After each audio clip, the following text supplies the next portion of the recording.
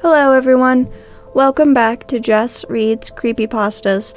Tonight, in celebration of Resident Evil Welcome to Raccoon City, I'm going to be reading 3 creepypastas for you guys, all centering around zombies.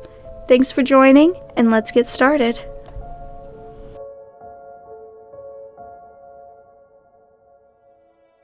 Some called it Judgment Day, others called it Armageddon.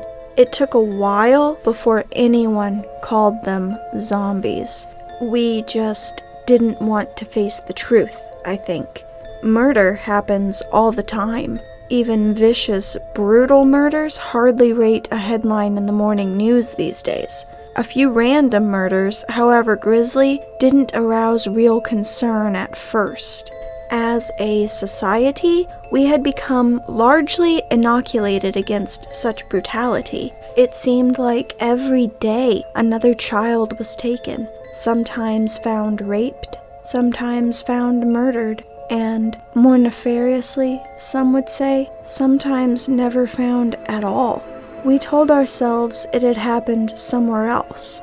It had happened to someone else. Never here, never to us. But sometimes it did. It had become a backdrop to our waking lives. The milk carton kids had been replaced by walls of the missing in the vestibules of big box stores. Rarely did anyone pause to look, but for those with missing people, life was an excruciating exercise in stasis. Always waiting to hear of news or breaks in the case, unable to breathe, unable to move. But there was always hope. People clung to hope against astronomical odds that their loved ones would be found. After all, several children, some now adults, had been recovered following a rescue or an escape. Their tales of captivity were dire. However, who could argue that they would prefer never to know than to have them back? But it gave false hope to millions and prolonged the agony of the bereaved. Hanging on was a kind of living death in itself. Then the reports started coming in. It began as a trickle, which quickly grew to a flood of sightings coming into 911, America's most wanted call centers, police stations, radio stations, to whoever would listen. This child or that young woman was spotted. I can't be sure, but she was definitely wearing the same clothes as on the posters. And it can't be him after all these years, but it looks just like him. Servers crashed, operators were overwhelmed, and there was widespread disbelief at first. But soon enough, the evidence mounted. It was impossible. It was incredible, but however you call it, there was no denying that missing people, many presumed dead, from all over the world had come back.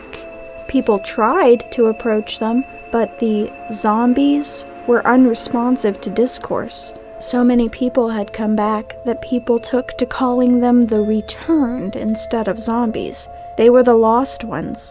The ones we hoped would be recovered alive, but never really believed they would be. They had come back, but they weren't the same. They were filthy and lethargic. They didn't or couldn't interact with others or their surroundings.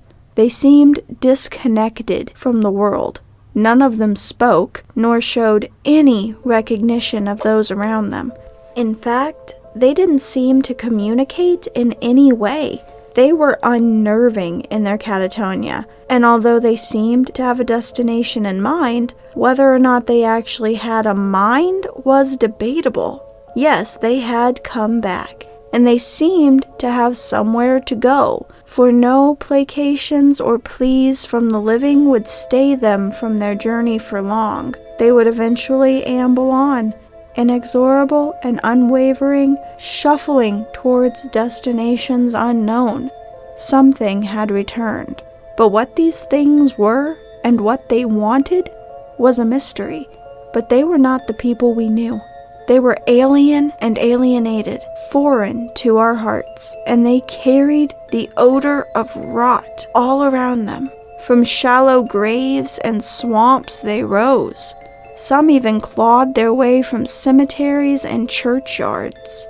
From vast fields and shuttered basements they came. Somehow, they had become imbued with a powerful, unnatural will to seek out something or someone. It was truly terrifying to see them shuffling up the high road or down the lane, doggedly pressing on to untold destinations. Then the first reports that they were killing people started coming in. They were unlike the zombies of cinema, however. These were not flesh-crazed, slavering automatons, hungering endlessly for entrails and brains as envisioned by Romero. The returned showed little interest in consuming those they killed. Their main objective was clearly just to kill.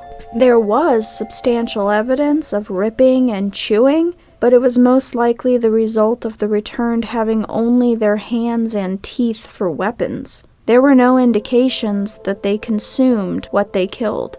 Mastication was a means to an end. They did not kill indiscriminately. They were very specific about who lived and who died. Among those targeted by the returned were policemen, politicians, lawyers, teachers, movie stars, mechanics, and convicted pedophiles. They were from virtually every walk of life. They seemed to share no common denominator, although they were almost exclusively male. Many of the victims were pillar of the community types, but nothing seemed to connect them. It was a popular television host who put forth the first tentative guesses at what lay behind the mystery of the returned, and those they selected to die.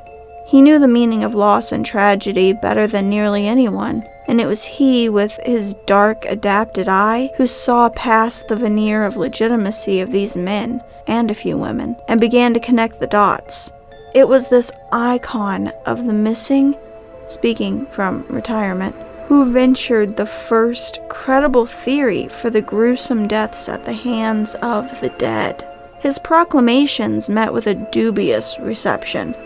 He was vindicated, with a little help from a young journalist and blogger who illegally accessed the National Criminal Database and obtained a list of accused and convicted of sex crime suspects. And it was he who presented overwhelming evidence that the targets of the returned were most likely responsible for their murders.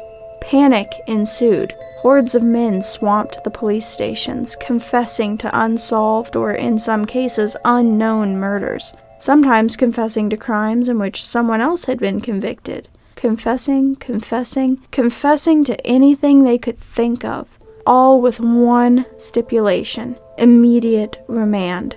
Jails had become the last refuge of the guilty. Prison seemed to be the only truly safe place for the wicked. Then, even these safe havens began to fail. There were rumors that the guards didn't fight too hard to keep the returned from gaining entrance, and there was a whisper or two of complicity. After it was realized that the returned weren't indiscriminate in their retribution, more and more of them accidentally made their way onto the max sec wards. How they gained entrance to the electronically locked cells is anyone's guess. Although, one fact is indisputable. Those tasked with the imprisonment of criminals may also have friends and relatives who are victims of evil and are not necessarily opposed to a little Deuteronomic justice being meted out on their behalf. In the beginning, there was fear and panic and mayhem, but once it became apparent that the returned were not attacking at random, indeed could not be provoked into violence, not even when savaged themselves, we began to relax a bit. As time passed, we simply grew accustomed to them. We began leaving our homes and shelters, going about our business as usual, even as they shuffled ever onward. I saw one walk across the freeway once. Drivers slowed to allow it to pass. They were just part of the scenery, no more remarkable than a tree or a rock or a stump. Hindering them didn't work for long. Injuring them didn't work. Even shooting them didn't work.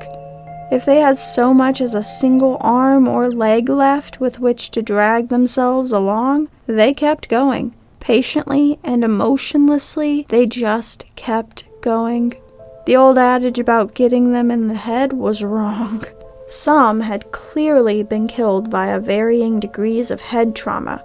Whatever force had animated them didn't seem to rely on the central nervous system or an intact cranium. We relaxed because an image seen over and over will eventually lose its power to shock, or alarm, or even inspire notice. We relaxed because they seemed to be on a mission. It was a mission of revenge, and we could live with that. I think some people welcomed them. They were cleaning house, as it were, doing for us what a proper democracy could never hope to accomplish.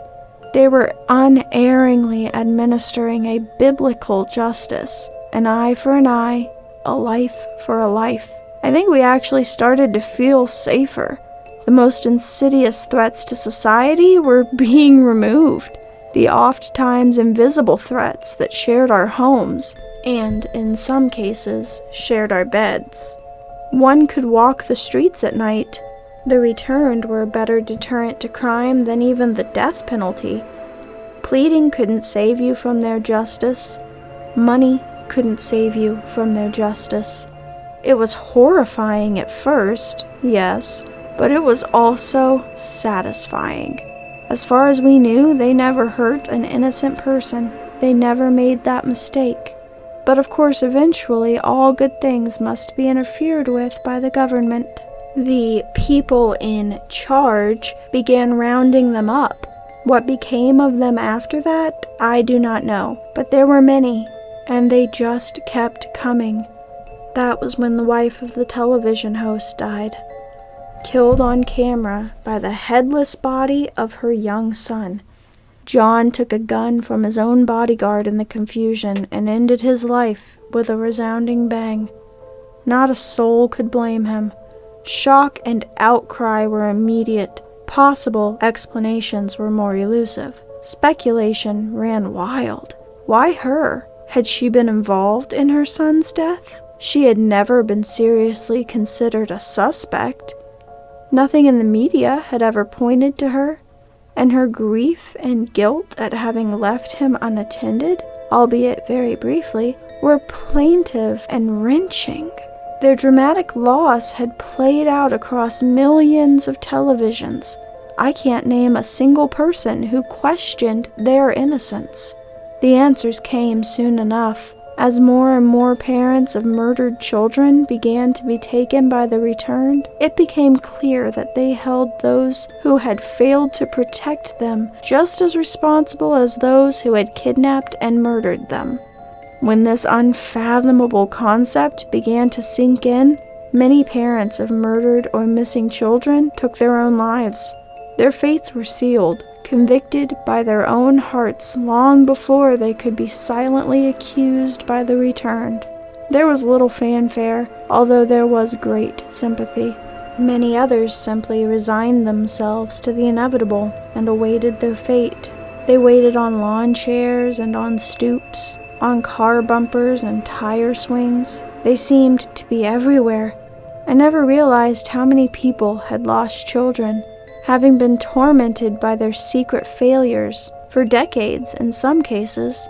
These parents grimly and stoically welcomed their wayward child's final toothy embrace.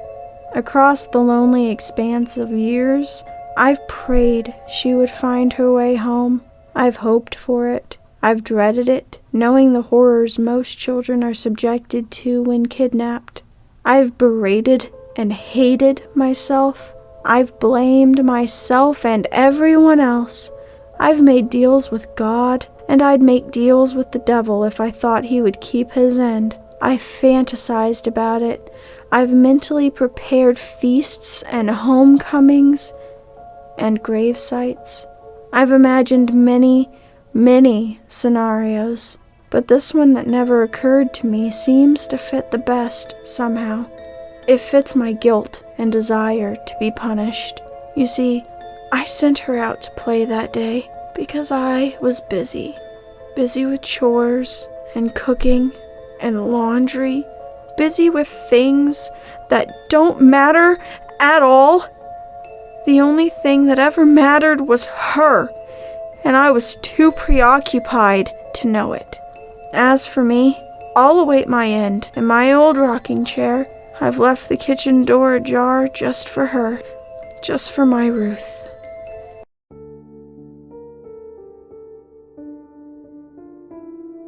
I've done plenty of research into this, and now I am certain that what I say is 100% true. There are still things that I don't understand, but that's the reason I wrote this report, so others could give me their own theories. I'm 19, and I go to school at Angelo State University in San Angelo, Texas, though I grew up in Waco, a city in northeast Texas. I lived down there with my mom and my brother David when I was 15 and he was 18. David was a genius.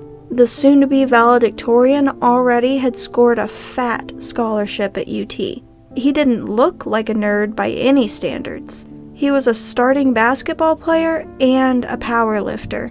Literally a perfect child. Anyways, the Smithsonian Society or one of the national honor thingies had a trip for seniors that year. They would send 15 lucky young brain children to Brazil to study plant life. Now, most people would kill not to go on a trip that consisted of putting leaves in beakers, but David went apeshit and begged Mom to let him go. It was probably 3 weeks that he was gone. He left during Christmas break, and he actually missed the holidays completely that year. But he loved it, so we were okay with it too. So fast forward to the day he got back from Brazil, he could have skipped a week of school justifiably, but 1, he had his first game, and 2, he wouldn't miss school for the world. I remember the day he got back, and we picked him up at the airport. He looked perfectly fine, healthy and happy. In fact, he wouldn't stop blabbering about the goddamn plants the whole way home. I was surprised Mom didn't drive off the road and kill us all just for a moment of peace. It wasn't until a couple of days later that I noticed something weird. It was after David's first game, and he looked like hell. He was pale, walked everywhere like he was exhausted. He just said it was the first game and that it blew him out. I didn't have the nerve to tell him he shouldn't be tired, because he played terribly, and Coach hardly put him in at all. He still got up every morning, went to practice in school, each day looking worse and worse, paler, moving slower and slower. After about a week, my mom insisted he go see a doctor. All of us went. I had to make sure he was okay. I was legitimately scared for him. It was at the office when we saw it. He pulled up his shirt to put on a stethoscope or something, and we saw a large, green, algae-like growth on the side of his ribs. I can still remember my mom's shocked expression as she shouted, "David, why didn't you tell us about this before?" His only explanation was a blank expression for like a whole minute, even after Mom yelling at him over and over for an answer. Eventually, he managed, It told me not to tell." After that, he was put in the hospital overnight until we could figure out what the hell was going on. It was probably a whole month that he lay in the hospital. I visited him every day as soon as I got out of school. I could describe each visit, but frankly, they were bland, and he said nothing, ever. It was on February 2nd, 2008, that it happened. I was laying in bed, listening to some music, typical nightly routine before I went to sleep. I felt kind of hungry, so I got up and crept downstairs in hopes of catching a late-night snack of some kind. It was at least 1 in the morning, and I was tired. My half-blurred vision led me to the refrigerator, and I remember hearing footsteps. Thinking it was Mom, I quickly but quietly tiptoed behind a wall where I wouldn't be visible. But then I heard it, the words that would haunt me forever. It was David's voice, whispering angrily at no one. No, I won't do it. I'm not ready to die. Eventually, his argument with the non-existent voice grew louder until he was nearly yelling. No, I won't. I won't. Eventually, I grew the balls to peek around the corner. David? I asked, as if to act like I hadn't heard his shouting at all. I flipped on the light, knowing what I saw would be terrible, but I was wrong. It was terrifying. His eyes were rolled in the back of his head, clumps of his hair were missing, and he had scratch marks all over his body from where he had apparently clawed at himself. David looked around, apparently now blind from his condition as well. David, it's me, your brother? David looked around and replied softly, and just when I was certain that what he'd said was, in fact, goodbye, suddenly his whole body lost control as if he had been tased. His arms flailed for a moment and he fell over, cracking his head on our dinner table. Blood poured onto the ground as his muscles slowly relaxed and he collapsed into a heap on the floor, dead.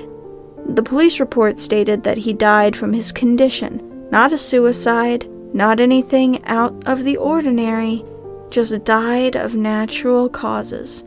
I tried at first to explain, but no one believed me when I told them what I saw, so quickly I just stopped telling people. And with a closed casket funeral, I was the only one of our friends or family to see him looking like a zombie. Well, other than my mom, who was in utter denial about the whole thing and ended up on her own deathbed from similar symptoms a couple months later. Just like anything else, it kinda disappeared. After essentially making it my hobby to research the topic throughout high school, I have accumulated the following facts. In certain parts of Africa, Brazil, and Thailand, there exists a rare fungus, known scientifically as Ophiocordyceps unilateralis. Its most common nickname is zombie fungi. It infects certain species of ants and especially possesses their small brains, so they will walk to a decent place for the fungi to reproduce. Then the fungi kills the ant and spreads in its new area. After the accident, I grew a green clump on my leg. I had it surgically amputated early on before it had the chance to grow. I don't know if David was the first. I don't know if my mother infected anyone, but there's a chance. I don't know about the other 14 kids. However, I do know that it's out there, and there is no cure.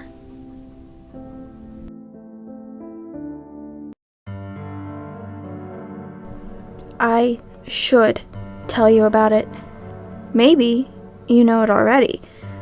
The rise of the number of suicides, the homicides, the crazy people, and then those shambling things that come afterwards. I was there when we discovered the spores that started this whole mess. In the 1980s, an independent group of scientists, myself included, embarked on an expedition to Africa to search for a notorious, maddening substance only known to locals as Wansen. Apparently, this substance was spread through beautiful bloem flowers, which were found around the area. When inhaled, the Wansen spores cause madness and/or dementia in the natives. The effects vary, though most of the time they turn mad and seek a desire to murder others. I saw them stab themselves with spears and sticks and such, bashing foreheads as they went. They inflicted wounds onto themselves. Some injuries were enough to kill them naturally, but they still kept on moving. We studied a victim in a lab west of Kijuju, sealing him in a plate glass room with one-way mirrors. We left him adequate food and water and sealed him inside. From him, we learned of the necrosis that was happening to his skin. First, the skin pales. In this case, the native turned his otherwise dark skin into a dry, cracked gray. Blotches start to form, then the sores. Through weeks of isolation, we saw the skin turn into a gray, cracked husk, then to a greenish sore, blabbering on in Afrikaans. Just days later, the man self-terminated. As he was being prepared for burial, we noticed that the corpse was twitching rapidly. It was too strange to be called necrotic twitching. It was as if the corpse still wanted to move. After a rapid succession of twitching, the corpse simply hung limp. We attempted another experiment. Apparently, that led me to my second discovery. The spores induce mutations in the body if tissue damage was severe enough. Apparently, the spores induced cellular reproduction within the bloodstream, creating cell after cell after cell. We knew something was wrong. At one point, a heavily wounded man exhibiting the symptoms of the Blome spores started to grow an inhuman amount of muscle and tissue all around the injured parts of his body. We sedated him and placed him in an isolation room for study. The results were astonishing. The Wonson spores regenerated parts of the wounded man's body with a red mass that gave a pigmentation on the person's skin. The infected showed signs of an intense Wendigo psychosis, an insatiable desire to feed on a human's flesh. As the days passed by, I started to get weary and tired, but I was also frightened. The other scientists were getting weary too. When the screaming started, we were onto our knees. The man screamed his ears out. The screaming went on for days until we woke up, heard nothing, and saw a bullet hole in his chest. I asked Peters, our hunter, if he had done the euthanasia. No, he said. Angel grabbed my gun when I was sleeping. We saw Angel, the researcher, curled into a fetal position in the corner of the lab, gun in hand. She was sobbing and whispering, and when we examined her for cuts or bruises, we saw a bite mark embedded in her arm. "It bit me! It bit me! I can't believe it bit me!" she whispered. "I want to take a blood sample from him, and he bit me! So I shot him! I shot him through the chest! That sick bastard! That sick bastard!" We had taken every precaution not to get infected with the Wonson agent, to the point of sterilization. Angel was obviously harboring the stage 1 symptoms of the Wonson complex. As we came closer to restrain her, she knew of our intent and simply shot herself in the chest.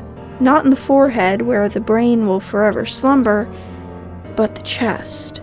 After that incident, we decided to get the hell out of there. We gave them proper burials and left Africa. Due to my colleague's Native American ancestry, we decided to name the condition as the Wendigo Complex. But the thing was, the case was far, far from over. There was a final symptom discovered, and out of the 4, this was definitely the worst. The necrotic twitching I spoke of before, it gets worse. A Wonson-afflicted man was witnessed killing himself. As the coroner prepared his tools for the autopsy, he found the man shambling towards the door, ribcage exposed. The man, gray-skinned and pupilless, let out a long moan before falling to the floor. Viscera spread all around. We were frightened with the news of the reanimated corpse, frightened beyond comparison, to say the least. But I suppose it was already too late for us. Spreading the agent would only happen one way. through inhalation of spores. But with the outbreaks of Ebola near bloom-infested areas, the spores adapted, assimilated the characteristics of the virus, turning it into a deadly, agile weapon. The agent can now spread through the blood. As such, the occurrences of the infected were spreading, but the virus didn't spread enough to gain people's attention until 2 months later. Bizarre murders occurred around the region. People were apparently eaten. Sightings prevailed of groups of people eating other groups of people. It was mad. It was insane. To the few who knew about the Wendigo complex, this was a depressing thought. Through the months until the revelation of the massive Wendigo outbreak, I lost almost all of my colleagues. They died by their own hands, guilty of the monsters they had become. The first official sightings of the now named Wendigo men were in a small Floridian island, Casey Key. But by that time, the virus was already spreading across the Americas, Europe, Asia, Africa, through birds and the like. Innocent people around the world became insane. The Wendigo men didn't stay for long, but their slow, shambling relatives took their place. We, the remaining scientists who first discovered the Wendigo virus, hesitated to call them what they really were: the living dead. Just like in the movies, the virus was smart. The whole purpose of the symptoms was to turn the person into those freaks.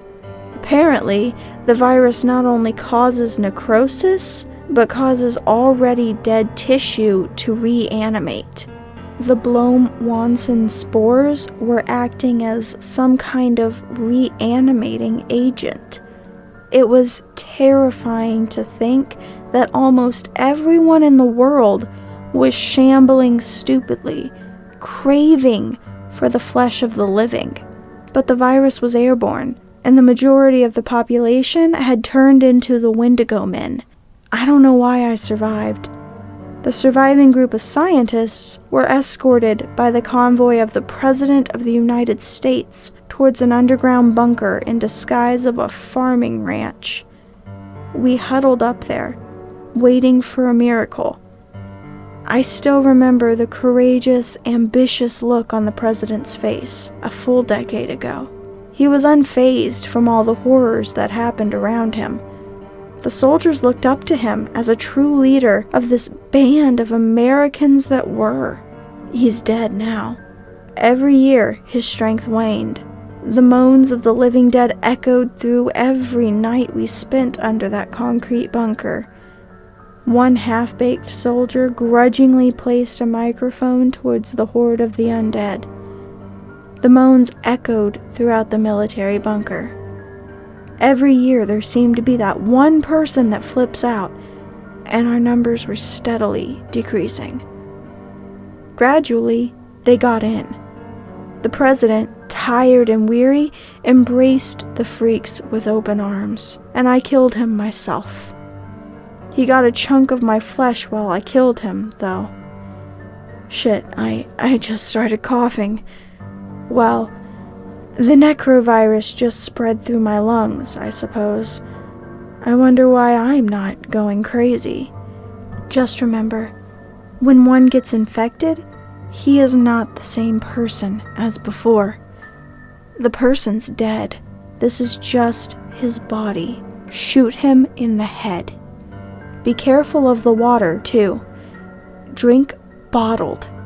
The virus is waterborne in some parts of America. What else? Necrosis. The necrovirus usually causes necrosis. I said that before. Just watch out for patches of skin that seem odd. Dry skin. Itchy skin. If you read this. I cannot tell you how common those words were, but I don't know. I'm afraid to say the other lines. I can't speak of them. It's too horrible. I can't. I just can't. What I'm going to become is 10 times worse than anything ever imagined in this world. I could feel it eating away at my body. I'm dying now. And I can't whimper. All my strength has gone into locking myself up. It's all for you. I stocked the closet at the back with supplies. A week's worth of food. My remaining boxes of shotgun shells, pistol mags, ammo, and 10 days worth of gas. Drive as far as Mexico, whoever you are, because they're going to spread. And then go to Antarctica. As for me, I don't know. Still, I'm dead. Deader than dead. Oh, pistol, you were always there for me. Its muzzle was caked with blood. I tried to shoot myself in the head just a few hours ago, but I decided not to. I'd shot one of those things in the face first, and when I pushed the muzzle against my temple, it was still so hot that it branded the skin of my forehead with a penny-shaped hole. I winced a bit from the pain, though I thought of you, and I guess my pain didn't matter anymore. What mattered was the pain I'm going to cause to you. I don't know how you... There goes my uvula. Look at that thing. Throbbing its last. Doesn't even hurt a bit, even though blood just wells inside my mouth. I just need a little bit of water or something. I'll wash that off. I'm so itchy. Damn it. My right arm is all dry and patchy at parts. Wait, I have to scratch. There. Itchy gone. I mean, the itch is gone. Maybe I'll just sit here and wait for it to get me. I can't pull the trigger. I want to die, but I can't. People. Upstairs. Not dead. I see. I scratch.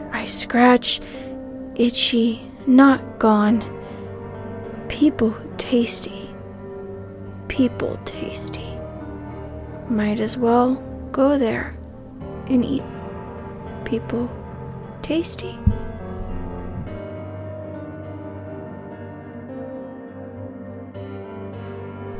Hey there, I hope you all enjoyed this story, and I hope you'll join me again for the next one. If you have any requests or suggestions, please leave them for me in the comments section. Don't forget to like and subscribe for future content, and take care of each other. You never know what's lurking in the darkness. Until we meet again, this is Jess, signing off.